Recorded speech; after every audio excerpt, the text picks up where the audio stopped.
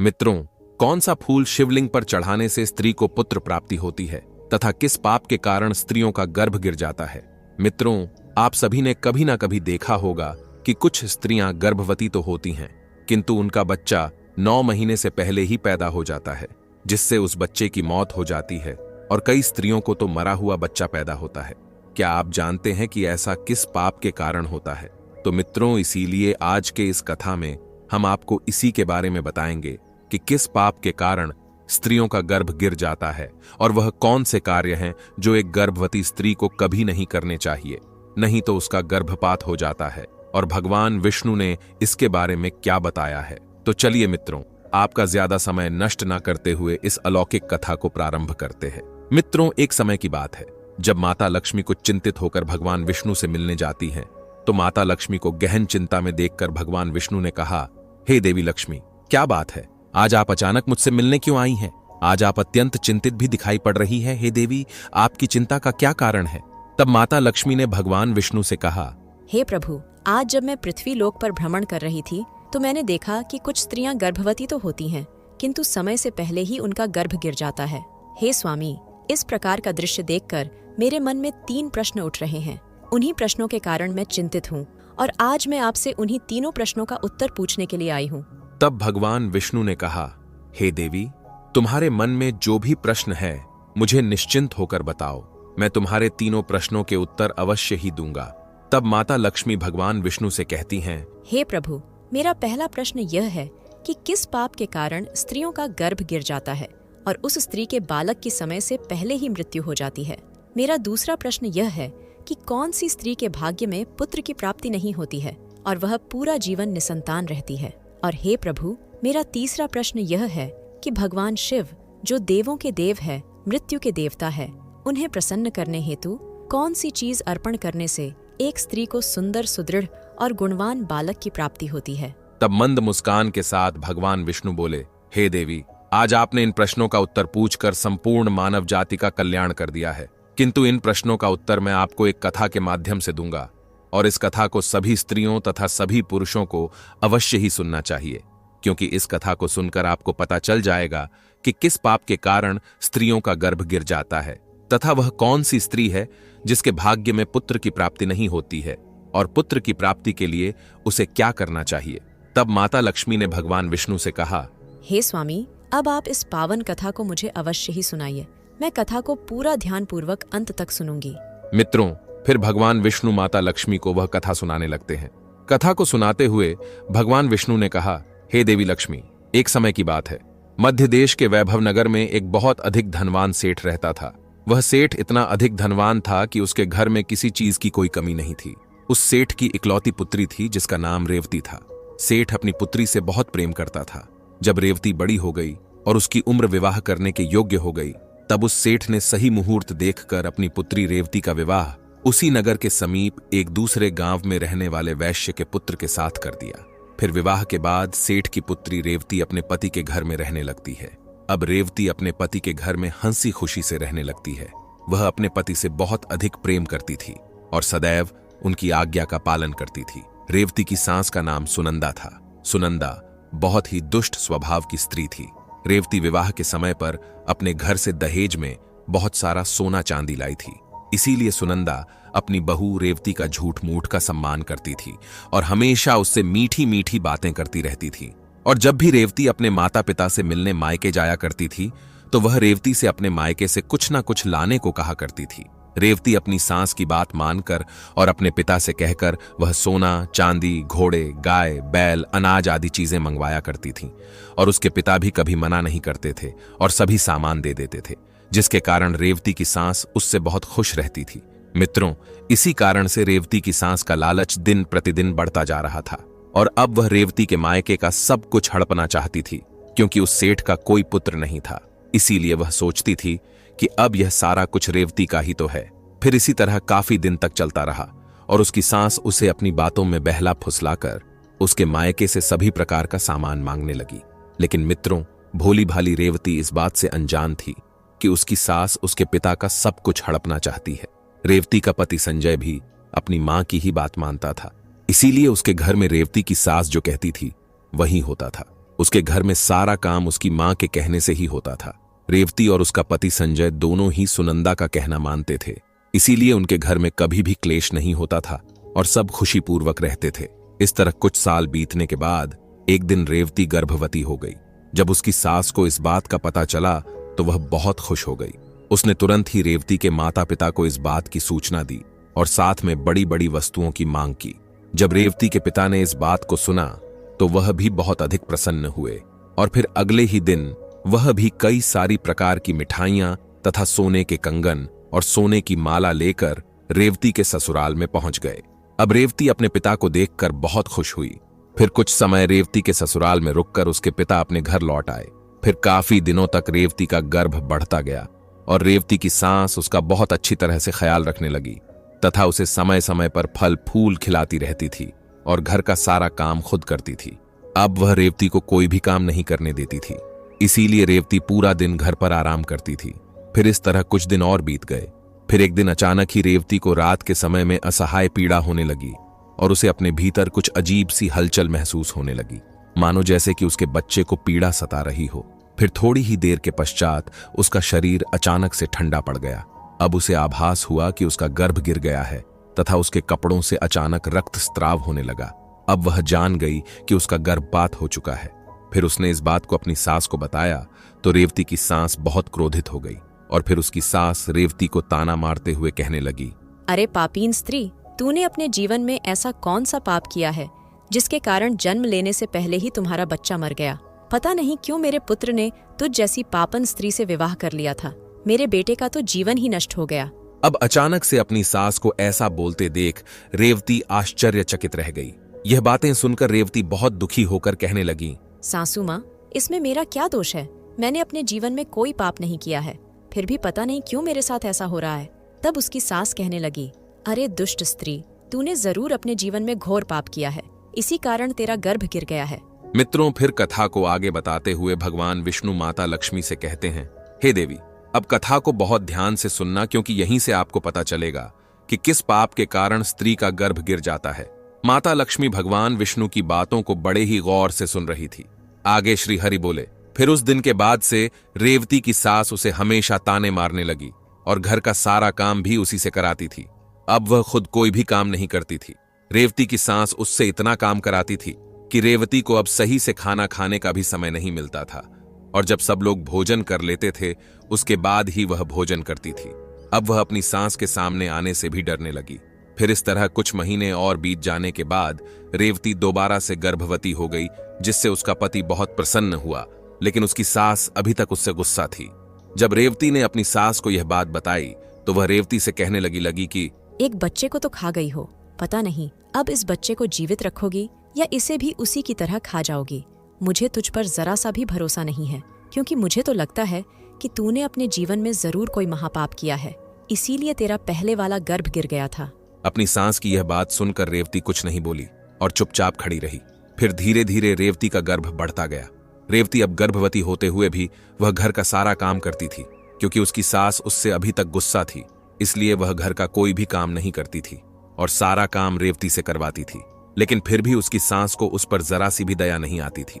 फिर इसी तरह करते करते अब रेवती के गर्भ को 9 महीने पूरे हो गए। अब बच्चे के जन्म होने का समय बिल्कुल नजदीक आ गया था और फिर समय के अनुसार रेवती ने एक बालक को जन्म दिया, किंतु वह बच्चा कुछ बोल नहीं रहा था और ना ही रो रहा था। फिर जब रेवती ने देखा तो उसका बच्चा मरा हुआ था। अपने मरे हुए बच्चे को देखकर वह बहुत जोर जोर से रोने लगी। फिर जब रेवती की सास को इस बात का पता चला तो वह बहुत गुस्सा हुई और रेवती से कहने लगी, अरे कुलटा स्त्री, तू एक पापन स्त्री है, तभी तेरा यह दूसरा बच्चा भी मर गया है। मुझे तो पहले से ही शक था कि तूने अपने जीवन में जरूर कोई घोर पाप किया है, इसीलिए तेरे साथ ऐसा होता है और इसीलिए तेरा यह पुत्र भी मर गया है। अगर तू मेरे घर में ज्यादा दिनों तक रहेगी तो तू मेरे भी घर का सर्वनाश कर देगी, इसीलिए अब तुझे इस घर में रहने की कोई जरूरत नहीं है। तब रोते हुए रेवती कहने लगी, सासू माँ, अब मैं कहाँ जाऊँ? मेरे लिए तो मेरे पति ही सब कुछ है। मैं उन्हें छोड़कर कहीं नहीं जा सकती हूँ। मैं अपने पति से बहुत प्रेम करती हूँ, इसीलिए आप मुझे इस घर से मत निकालिए। मैं घर का सारा काम करूंगी और इसी घर के किसी कोने में पड़ी रहूंगी। आप जो भी काम कहेंगी मैं वह सब कुछ करूंगी। बस आप मुझे घर से मत निकालिए, क्योंकि मैं अपने पति के बिना एक पल भी नहीं रह सकती हूँ। तब उसकी सांस बोली, अरे पापन स्त्री, अगर तू अपने पति के बिना नहीं रह सकती तो कहीं पर जाकर मर जा, लेकिन अब तुझे मैं इस घर में एक क्षण भी नहीं रहने दूंगी। इतना कहकर रेवती की सांस रेवती को धक्के मारकर घर से बाहर कर देती है। फिर रेवती घर के बाहर काफी समय तक रोती हुई बैठी रहती है, लेकिन उसकी सांस ने घर का दरवाजा नहीं खोला। फिर वह घर के बाहर बैठकर अपने मन में सोचने लगी, अब मुझे यहां से अपने मायके ही जाना पड़ेगा। फिर इतना सोचकर वह अपने मायके के लिए चल देती है। तभी रास्ते में एक जंगल पड़ता है। जब वह जंगल में रास्ते से अपने मायके जा ही रही थी कि तभी अचानक जोरों की बारिश होने लगती है। बारिश से बचने के लिए तब वह एक पेड़ के नीचे बैठ जाती है। तभी वहां से एक साधु महाराज जा रहे थे। जब उन्होंने रेवती को पेड़ के नीचे बैठा देखकर उससे पूछा, तुम कौन हो और यहाँ इस जंगल में अकेली क्या कर रही हो? तब रेवती ने साधु महाराज से कहा, हे साधु महाराज, मैं एक बहुत धनवान सेठ की पुत्री हूँ और मेरा विवाह एक वैश्य से हुआ है, परंतु मुझे अभी तक पुत्र की प्राप्ति नहीं हुई है। मैं एक बार गर्भवती हुई थी तो मेरा गर्भ गिर गया था, और जब मैं दोबारा गर्भवती हुई तो मेरा बच्चा पैदा होते ही मर गया। इसीलिए मेरी सांस ने मुझे घर से निकाल दिया है। इसीलिए मैं अब इस जंगल में इधर उधर भटक रही हूँ। हे मुनिवर, कृपया करके आप ही कुछ उपाय बताइए जिससे मुझे पुत्र की प्राप्ति हो जाए। तब साधु महाराज ने कहा, बेटी तुम चिंता मत करो, मैं तुम्हें पुत्र प्राप्ति का उपाय बताता हूँ, जिसे यदि तुमने पूरी निष्ठा से किया तो तुम्हें पुत्र की प्राप्ति अवश्य ही होगी। इसके लिए मैं तुम्हें कुछ नियम बताता हूँ, तुम इसे ध्यान से सुनो। किसी भी स्त्री को मासिक धर्म के दौरान पति के साथ संबंध नहीं बनाना चाहिए और पति को स्पर्श भी नहीं करना चाहिए। इससे संतान गर्भ में ही गिर जाती है। गर्भ धारण की हुई स्त्री को भगवान की पूजा अर्चना करते रहना चाहिए तथा उसके मुख पर सदैव ही प्रसन्नता होनी चाहिए। साथ ही गर्भवती स्त्री को कभी भी दुखी और निराश नहीं रहना चाहिए, क्योंकि दुखी रहने पर संतान पर बुरा प्रभाव पड़ता है। गर्भवती स्त्री को कभी दूसरों के घर का भोजन नहीं करना चाहिए तथा जितना हो सके अपने ही घर में रहना चाहिए। एक गर्भवती स्त्री को कभी भी डरावनी चीजें नहीं देखनी चाहिए, क्योंकि इससे संतान पर बुरा प्रभाव पड़ता है। और गर्भवती स्त्री को अच्छा सात्विक भोजन ही करना चाहिए, जिससे संतान गुणवान होती है। जो भी स्त्री इन नियमों का पालन करती है वह उत्तम पुत्र को प्राप्त करती है, और जो स्त्रियां इन नियमों का पालन नहीं करती हैं उनका गर्भ गिर जाता है। फिर साधु महाराज ने कहा, हे पुत्री, अब मैं तुम्हें पुत्र प्राप्ति का उपाय बताता हूं, इसे ध्यान से सुनना, तुम्हें पुत्र की प्राप्ति अवश्य होगी। तब रेवती ने नम्र स्वर में साधु महात्मा से कहा, जी महाराज। तब साधु महाराज ने कहा कि किसी भी स्त्री को पुत्र प्राप्ति के लिए मासिक धर्म के प्रथम 4 दिनों में पति पत्नी को मिलन नहीं करना चाहिए, क्योंकि ऐसा करने से उन्हें दुराचारी पुत्र होता है, और 5वीं रात्रि में मिलन करने से पुत्री की प्राप्ति होती है तथा 6ठी रात्रि में मिलन करने से पुत्र रत्न की प्राप्ति होती है। 7वीं रात्रि में मिलन करने से वध्या पुत्री होती है तथा 8वीं रात्रि में मिलन करने से बलशाली पुत्र की प्राप्ति होती है। 9वीं रात्रि में मिलन करने से सुंदर कन्या की प्राप्ति होती है तथा 10वीं रात्रि में मिलन करने से विद्वान और अति श्रेष्ठ पुत्र की प्राप्ति होती है। 11वीं रात्रि में मिलन करने से सुंदर आचरण वाली कन्या प्राप्त होती है। 12वीं रात्रि में मिलन करने से गुणवान पुत्र होता है। 13वीं रात्रि में मिलन करने से लक्ष्मी स्वरूपा पुत्री होती है, और 14वीं रात्रि में मिलन करने से गुणवान, बुद्धिमान तथा बलवान पुत्र होता है। इसीलिए यदि तुम इन नियमों का पालन करो तो तुम्हें उत्तम पुत्र की प्राप्ति होगी। और हाँ बेटी, मैं तुम्हें और एक महत्वपूर्ण बात बताने जा रहा हूं। हे बेटी, लिंग पुराण व शिव पुराण में भगवान शंकर और माता पार्वती के संवाद में संतान संबंधी कुछ रहस्य प्रकट होते हैं। शिव ने पार्वती से कहा था कि जिन स्त्रियों को बार बार पुत्र प्राप्ति में बाधा आ रही हो, उन्हें शिवजी की पूजा धतूरे के फूलों से करनी चाहिए। धतूरा भगवान शंकर को बहुत प्रिय है। यदि शिवरात्रि के दिन लाल डंठल वाले धतूरे के फूलों की माला भोलेनाथ को अर्पित करके पुत्र प्राप्ति की कामना की जाए तो महादेव प्रसन्न होकर योग्य पुत्र प्रदान करते हैं, क्योंकि वही मृत्यु के देवता है। सब कुछ उनके ही हाथ में है, किसे मृत्यु देना है और किसे जीवन दान। इसलिए उनकी पूजा आराधना अवश्य करना। इतना कहकर वह साधु महाराज वहां से चले जाते हैं। फिर रेवती अपने मन में सोचने लगती है कि यदि मैंने साधु महाराज के बताए गए उपायों के अनुसार कार्य किया तो मुझे भी पुत्र की प्राप्ति हो जाएगी, और मेरी सास मुझसे घर का काम भी नहीं कराएंगी, और घर में सभी लोग मेरा बहुत अधिक सम्मान भी करेंगे। उस वन में बैठकर रेवती इतना सोच ही रही थी कि तभी उसका पति उसे ढूंढते हुए वहां पहुंच जाता है और रेवती से कहता है, तुम यहां इस जंगल में क्यों आई हो? मैं तुम्हें लेने आया हूं। चलो घर चलो। फिर रेवती ने अपने पति को उस साधु महाराज वाली सारी बात बताई और कहा, नहीं, अब मैं घर नहीं जाऊंगी। जब तक मुझे पुत्र की प्राप्ति नहीं हो जाती तब तक हम इसी वन में अपना जीवन व्यतीत करेंगे। रेवती की यह बात सुनकर उसका पति भी उसी के साथ जंगल में ही कुटिया बनाकर रहने लगता है। फिर मासिक धर्म की 14वीं रात्रि में रेवती ने अपने पति के साथ मिलन किया, जिससे वह गर्भवती हो गई और गर्भवती होते हुए भी वह जंगल में रहती थी। उसका पति जंगल से लकड़ी लाता था, जिससे दोनों भोजन बनाकर खाते थे। फिर इस तरह करते करते 9 महीने बीत गए। अब रेवती नित्य रूप से पूजा पाठ करती थी, भगवान की सेवा करती थी और शिव जी को प्रसन्न करने हेतु शिवलिंग पर धतूरे के फूल अर्पण करती थी। अब समयानुसार रेवती के गर्भ के दिन पूर्ण हो गए। फिर एक दिन रेवती को अत्यंत उत्तम पुत्र की प्राप्ति हुई। पुत्र की प्राप्ति से रेवती और रेवती का पति दोनों ही बहुत खुश हुए। फिर रेवती का पति उससे कहने लगा, चलो अब हम दोनों घर चलते हैं, क्योंकि मां ने तुम्हें पुत्र प्राप्ति का ताना देकर ही घर से निकाला था, किंतु अब तो तुम्हें पुत्र की प्राप्ति हो गई है, अब तो वह भी खुश हो जाएंगी। तब रेवती ने कहा, ठीक है, चलो घर चलते हैं। फिर दोनों घर जाते हैं। तब उसकी सास ने देखा कि रेवती को तो पुत्र हुआ है। यह देखकर वह बहुत खुश हो गई और रेवती से कहने लगी, तुझे पुत्र कैसे हुआ? तब रेवती ने कहा, सासू माँ, जब आपने मुझे घर से निकाला था तो मैं जंगल में चली गई थी और वहाँ मुझे एक ज्ञानी साधु महाराज मिले थे। उन्होंने मुझे पुत्र प्राप्ति का उपाय बताया था और उसी उपाय से मुझे पुत्र की प्राप्ति हुई है। तो उसकी सास उससे कहने लगी कि इसका मतलब वह साधु महाराज बहुत अधिक ज्ञानी है, तब तो उन्हें यह भी पता होगा कि हम लोग धनवान कैसे बन सकते हैं। इसीलिए अब मैं जंगल जाऊंगी और उनसे धनवान बनने का उपाय पूछ कर आऊंगी। तब रेवती ने कहा, नहीं माँ जी, आप वहाँ मत जाइए, क्या पता वह साधु महाराज अब वहाँ पर मिले या ना मिले। तो उसकी सास ने कहा, नहीं रेवती, तुम चुप रहो। ऐसे साधु तिलस्मी होते हैं जो गुप्त धन के बारे में भी जानते हैं। मैं तो जाऊंगी और उनसे धनवान बनने का उपाय पूछ कर आऊंगी। इतना कहकर उसकी सांस उसी जंगल में पहुंच जाती है। तभी उसे एक शेर दिखाई देता है तो वह शेर को देखकर डर जाती है। तभी शेर उसे खाने के लिए आगे बढ़ता है। जैसे ही शेर उसे खाने के लिए आगे बढ़ा तो रेवती की सांस ने उससे कहा, हे सिंहराज, तुम मुझे क्यों खाना चाहते हो? तुम्हें मुझे खाकर क्या मिलेगा? तब शेर बोला, हे पापन स्त्री, तू बहुत दुष्ट स्वभाव की है, इसीलिए मैं तुझे खा जाऊंगा। इतना कहकर शेर मारकर उसे खा जाता है। तभी उसकी मौत हो जाती है और यम के 2 दूत वहां आ जाते हैं और उसे यमलोक ले जाकर यमराज जी के सामने खड़ा कर देते हैं। तभी चित्रगुप्त ने उस स्त्री के जीवन का लेखा जोखा देखा और उसके जीवन का लेखा जोखा देखकर कहने लगे, हे धर्मराज, इस स्त्री ने तो अपने जीवन में घोर पाप किए हैं। यह स्त्री अपनी बहू पर बहुत अत्याचार करती थी। उसके गर्भवती होते हुए भी घर का सारा काम उसी से कराती थी। और तो और जब इसकी बहू के पुत्र की मृत्यु हो गई थी तो इसने उसे धक्के मारकर अपने घर से निकाल दिया था। अब चित्रगुप्त की यह बातें सुनकर यमराज को उस स्त्री पर बहुत क्रोध आया और उन्होंने दूतों से कहा कि इसे नरक की अग्नि में डाल दो, इसे गर्म तेल में तला जाए।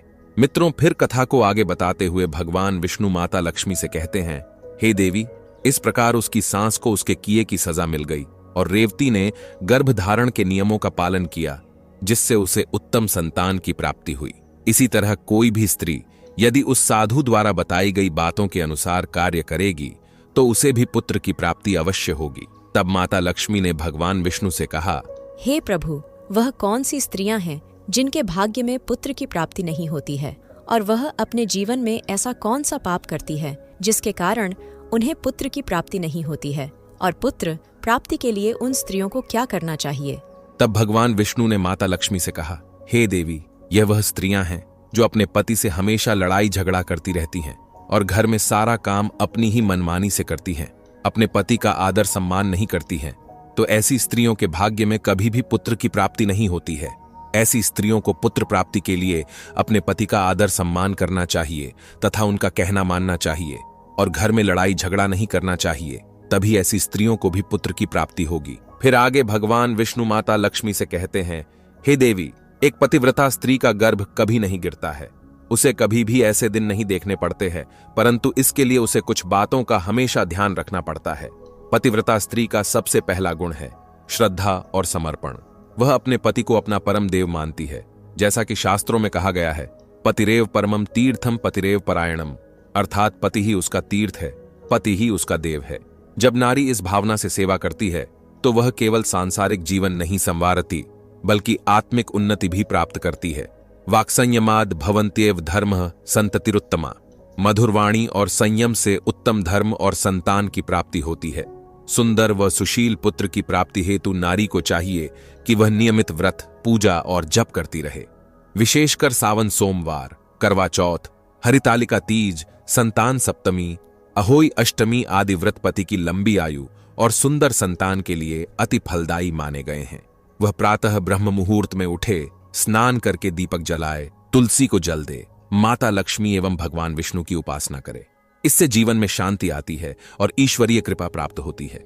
हे देवी, एक पतिव्रता स्त्री को चाहिए कि वह अपने गृहस्थ जीवन में दक्ष हो, जैसे रसोई, घर की स्वच्छता, सास ससुर की सेवा और पति के आराम का विशेष ख्याल।